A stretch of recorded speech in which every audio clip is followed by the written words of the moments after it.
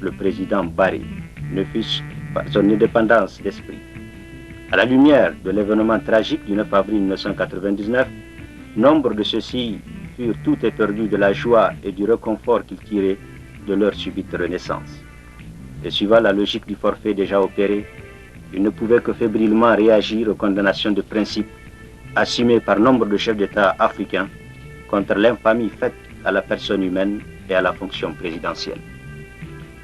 La réussite fulgurante de l'action politique du président Barré ne pouvait qu'obnubiler ceux qui appréhendaient en elle le risque de leur marginalisation, de leur mort politique. À l'échelle du Niger, les preuves de cette réussite sont déjà nombreuses.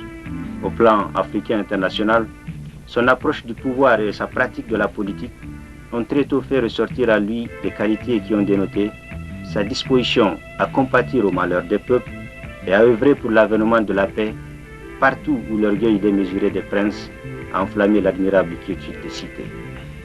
En somme, la finesse d'IBM a toujours ajouté de la qualité à sa stature d'homme d'État.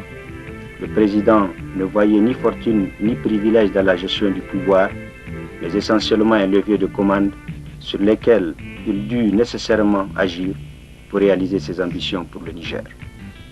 L'action du général président est restée superbe de ce que l'homme posséda de majestueux, d'important, c'est-à-dire sa vaillance et son patriotisme à toute épreuve. Malheureusement, il est arrivé que cet homme charismatique tombe tôt sur le champ de l'honneur et de la dignité. Au vu du traitement réservé au dossier judiciaire du 9 avril 1999, le constat demeure triste. Les faits confirment le règne de l'impunité. L'insulte est faite à la mémoire du président Barré et l'hommage et l'honneur sont rendus à ses bourreaux. Barré est mort pour des causes nobles et son œuvre garde toute sa valeur, tout son sens quant au souci de l'homme de rehausser l'étendard de son pays. Mais malgré cette évidence, il existe encore une certaine opinion pour refuser l'inscription de la précieuse identité d'Ibrahim El-Assara Barré au catalogue des martyrs. Telle est la loi qui gouverne le sanctuaire de l'impunité. Et pourtant, Barré c'est une grande image, une grande figure, une mémoire à réhabiliter. Salut et hommage à Barré le héros, Barré le martyr.